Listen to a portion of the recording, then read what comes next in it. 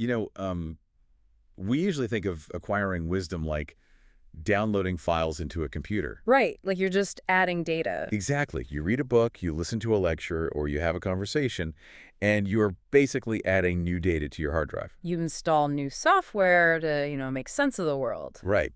But today, we've put together a custom deep dive just for you into a piece of source material, specifically Chapter 8 of the Science of Meditation, that suggests something, well, entirely different. Yeah, it really does. The core mission of our deep dive today is to prove this rather staggering premise, which is that profound Eastern wisdom isn't some abstract philosophy you can just read and absorb. Not at all. It is more like deleting your operating system entirely, just to see what the bare hardware does on its own. It completely flips the script on how we understand these ancient traditions. I mean, for anyone who has ever read Taoism or Zen Buddhism and felt it was, I don't know, overly mysterious or cryptic. Or just impossible to pin down. Right.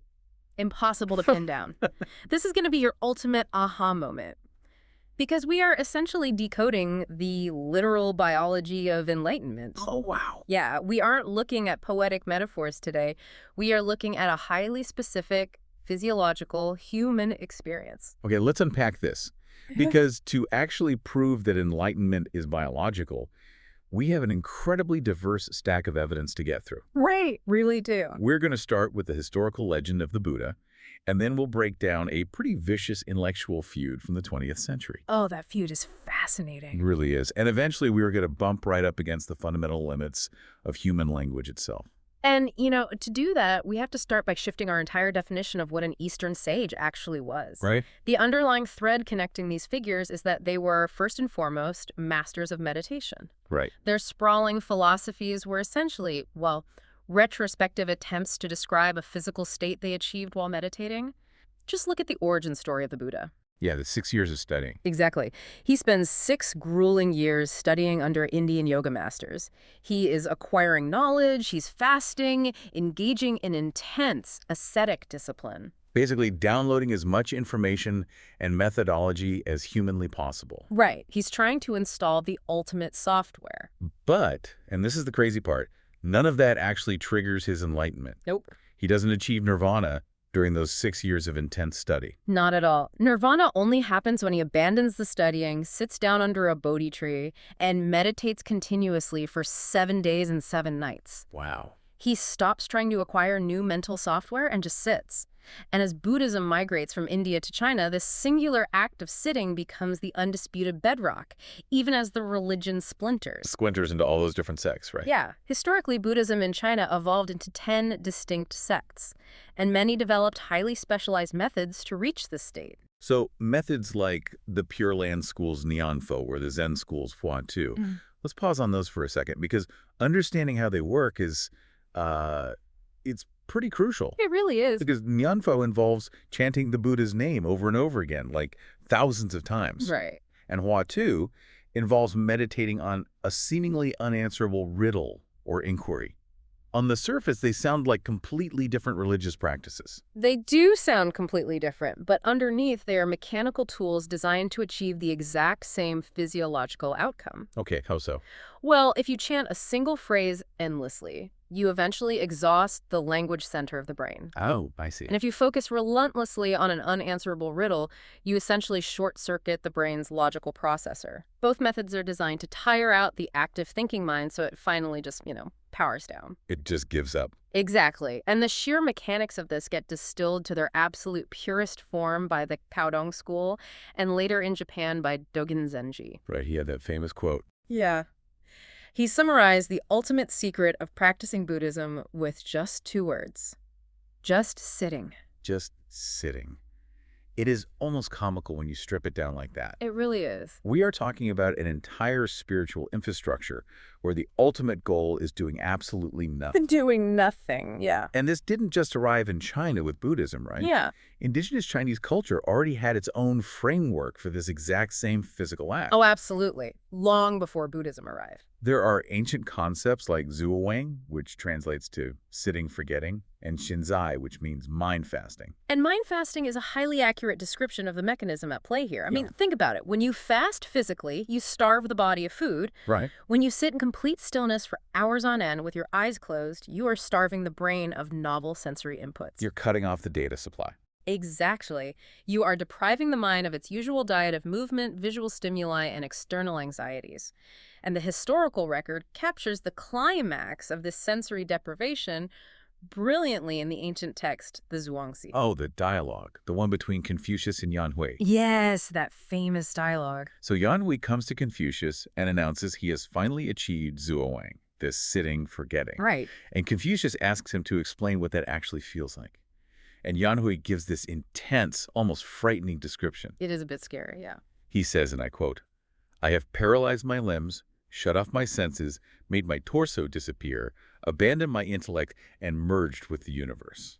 And Confucius is absolutely awestruck by this. He Hmm. responds by saying that when everything becomes one, all the distinctions between good and bad disappear. Wow. He calls Yan Hui truly wise and says he wants to follow in his footsteps. Okay, wait. I have to step in here. Because I am really struggling to square this with what we know about Confucius. I mean, he is historically famous for creating incredibly rigid rules on social order, benevolence, righteousness. Well, he was all about the rules. Yeah, basically micromanaging exactly how you were supposed to behave in society. So why in the world would Confucius praise a guy whose greatest achievement is paralyzing his limbs, abandoning his intellect, and forgetting all the rules? I know, it seems like a massive contradiction, doesn't it? It really does. But Confucius isn't abandoning his principles here. He is recognizing a hierarchy of reality. A hierarchy of reality. Okay. Yeah. Confucius understands that his rules, benevolence, social order, ethics, they are essentially operating manuals for navigating the everyday divided world of human interaction. Like society. Right. But when Yan Hui paralyzes his limbs and shuts off his senses, he accesses a biological state that precedes human interaction entirely. Yeah. He reaches a foundational reality of absolute unity, a place where divisions haven't been created yet. So Confucius isn't praising Yan Hui for breaking the rules. He is praising him for reaching the biological source code that exists before rules are even necessary. Exactly. Which, okay, that forces us to ask, what is actually happening in the body to make a torso just disappear? Right, because it sounds crazy. Yeah, because if Yan Hui's description isn't just poetic imagery, you need to know the biology. And this brings us to the core mechanism defined in our deep dive today, the state of awake sleep. Yes. Awake sleep is the biological reality behind all this mystical poetry. When you practice meditation for thousands of hours, sitting perfectly still, starving the brain of new input, a physiological phenomenon called neural habituation takes over. Neural habituation. Right. Because you aren't moving and your environment isn't changing, your sensory nerves literally stop firing signals to your brain just to save energy. So it's like if you stare at a single dot on a blank wall for a long time, Yeah. your peripheral vision eventually just goes gray, right? Yes. The brain just stops processing static information. Exactly that, but applied to your entire physical form. Your sensory nerves and motor nerves completely shut down. The physical body essentially goes to sleep. Wow. The parasympathetic nervous system takes over, your breathing drops to an absolute minimum, but your prefrontal cortex, your pure consciousness, remains totally awake. So if I am trying to visualize this, awake sleep is essentially like putting a car in neutral while absolutely slamming your foot on the accelerator. Oh, that's a great way to put it. Like the engine is roaring. You are completely conscious, intensely aware, but the transmission has been completely disconnected from the wheels and the dashboard. Right. You aren't moving, and your dashboard is blank.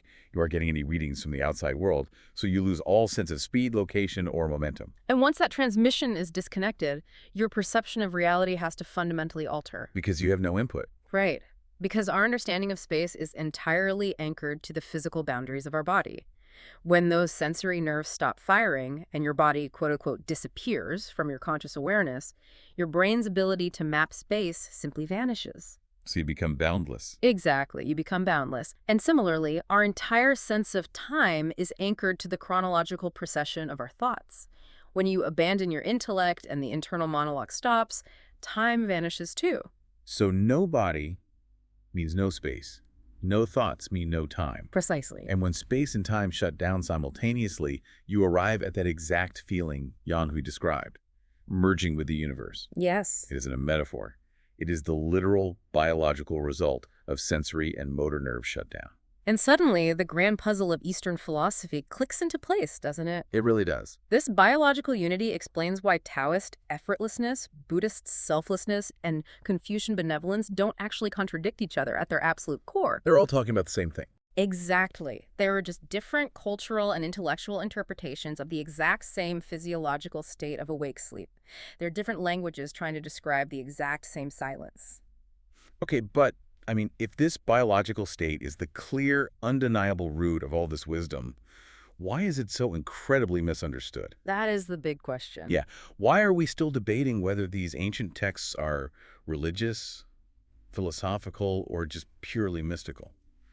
To answer that, we have to look at a massive intellectual collision that happened in the 20th century. Oh, the debate. Right, a real-world clash between Western logic and Eastern intuition, fought by two prominent intellectuals, Huxi and D.T. Suzuki. This debate is just a perfect case study in how the biological context got completely lost. Let's look at Huxi first. Okay. He was a monumental figure in modern Chinese intellectual history, educated at Columbia University, and his mind was thoroughly rooted in the West. He worshipped the scientific method, rigorous historical examination, linear logic. Basically, his entire worldview demanded empirical proof.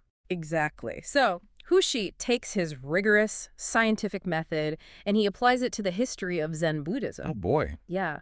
He starts cross-referencing timelines, checking dates, mapping out the lineages of the ancient Zen masters. And his conclusion is absolutely brutal. It's scathing. He declares that 90 to 95% of Zen history is, and this is a direct quote, nonsense, forgery, fraud, embellishment, and pretension. Yeah. He essentially calls the entire historical record a massive scam because the dates don't align and the stories contradict each other constantly. And then on the other side, you have D.T. Suzuki. Right. Suzuki is the famous Japanese cultural communicator who essentially introduced Zen to the Western world. To Suzuki, Zen wasn't an academic subject you could just put on a timeline. It was a deeply personal, lived experience that operates completely opposite to analytical logic. So when Huxi publicly calls Zen history a forgery, Suzuki fires back. He argues that Huxi is merely a historian acting like a bean counter. Suzuki says that while Hu might know a lot of dates, he knows nothing about the actors behind history. Right. He basically accuses Hu of staring at a pile of fragmented bones and totally missing the living spirit of the tradition. Yeah. But I'll be honest, part of me completely sides with Huxi here. Really? I mean, yeah.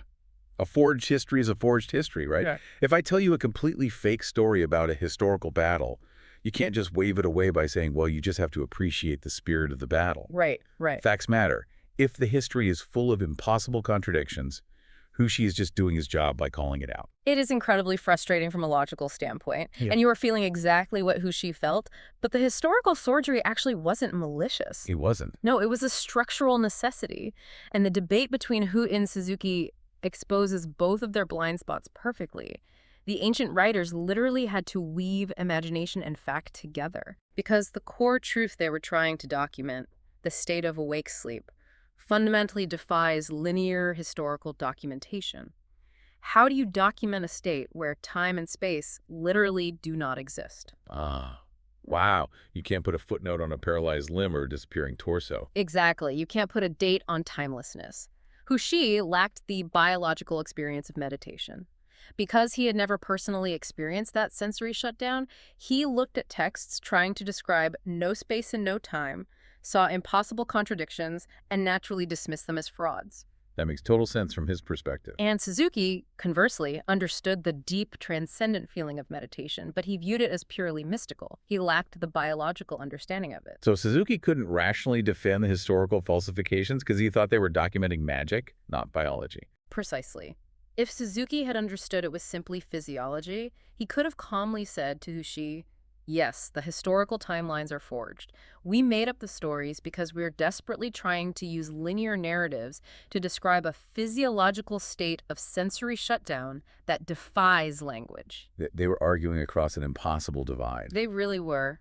And that conflict gets to the absolute core of how human beings actually know things and how we share what we know. Which brings us to the expressive dilemma and the fundamental limits of human language. This is the real barrier to understanding Eastern wisdom. When you break it down, humans have two primary pathways for understanding the world and sharing information: logical reasoning and sensory experience. Right. Logical reasoning, like mathematics or physics, is relatively easy to share using language. You can write a formula on a chalkboard in New York, and someone in Tokyo can read it and understand it perfectly, because logic is a closed, universally shared system. But sensory experience is entirely different. Language isn't some magical objective property of the universe. Language is a collective consensus. Yes. Exactly. It completely depends on us having a prior shared physical experience that we can both point to. Think about Eskimo cultures living in snowy environments for generations. They possess dozens of specific words for the texture and weight of snow because snow is a massively shared, collective, physical experience for them. They all feel it. They all feel it. Or look at the Chinese vocabulary for cooking techniques. It is incredibly granular and detailed because of the deep cultural emphasis on preparing food in Chinese society. Shared physical experience creates the vocabulary. But meditation is the exact opposite of a collective shared experience. It is intensely, profoundly solitary. You are sitting alone with your eyes closed for thousands of hours, deliberately shutting off your biological connection to the outside world. It is a completely isolated state of being, so it is literally impossible to create a shared collective vocabulary for it. It is the ultimate expressive dilemma. I mean, it is like trying to explain the precise physical sensation of falling in love to an alien species that reproduces by mitosis. Yes, that is such a good analogy.